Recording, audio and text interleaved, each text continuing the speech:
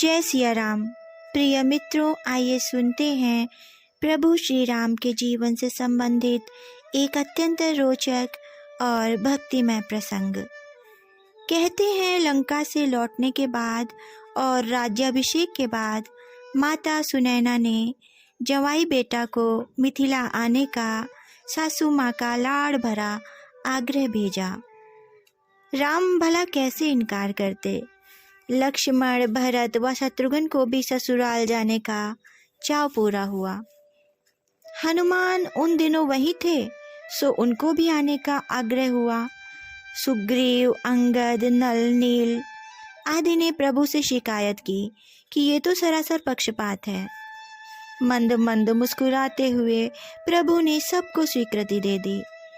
वानरों से भली भांति परिचित, अनुशासन पसंद लक्ष्मण की पेशानियों पर बल पड़ गए कि कहीं संभ्रांत आर्य नागर परंपरा से अनभिज्ञ, सरल परंतु उजड्ड वानर ससुराल में भैया के साथ साथ पूरे रघुवंश को हमेशा के लिए हंसी का पात्र न बना दें। लक्ष्मण इस बात से भी भली भांति परिचित थे कि औपनिषदिक जनक परंपरा के गंभीर राजाओं की श्रृंखला के बावजूद मिथिला वाले किसी की टांग खींचकर मजे लेने से कभी बाज नहीं आते हैं और बुरा मानने पर कवित्वों के माध्यम से सदियों तक ताना देने में समर्थ हैं। लेकिन भैया का आदेश टाल भी नहीं सकते थे, इसीलिए उन्होंने सुग्रीव, हनुमान, अंगद, नल, नील आदि को नागर परंपराओं की ट्रेनिंग देना शुरू कर दिया और बाकी वानरों से कहा कि वे ठीक वैसा ही करें जैसा उनके यूथपति यानी कि हनुमान, सुग्रीव, नल, नील, अंगद आदि करें।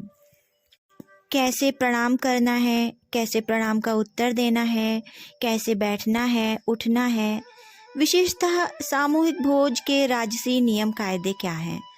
रास्ते भर ये ट्रेनिंग लेते हुए अयोध्या का यह अद्भुत सार्थ मिथिला पहुंचा।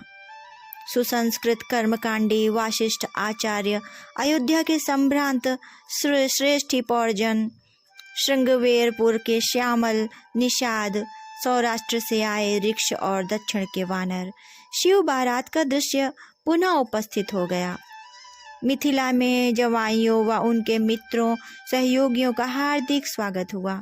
खाना पीना, नृत्य, संगीत, उत्सव के बीच श्री राम के लौटने के आग्रहों को ठुकराते और मैथिलों के मनुहारों के बीच 1 महीना कब बीत गया पता ही नहीं चला।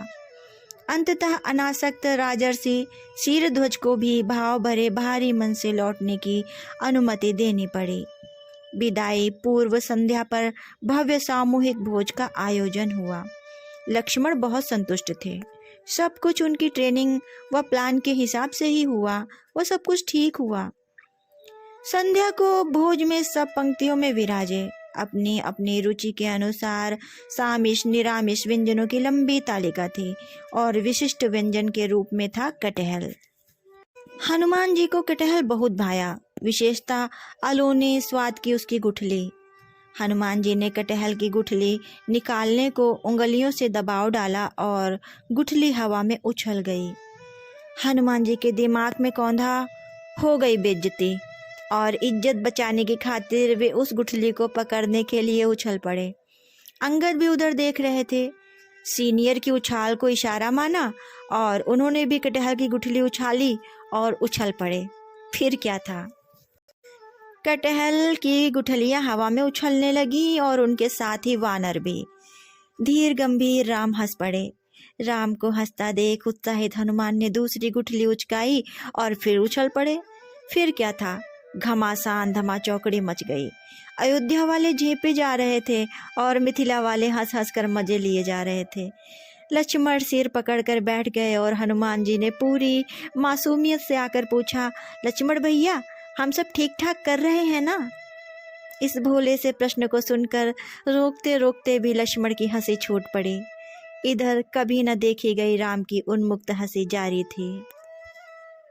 जय सिया राम, जय हनुमान।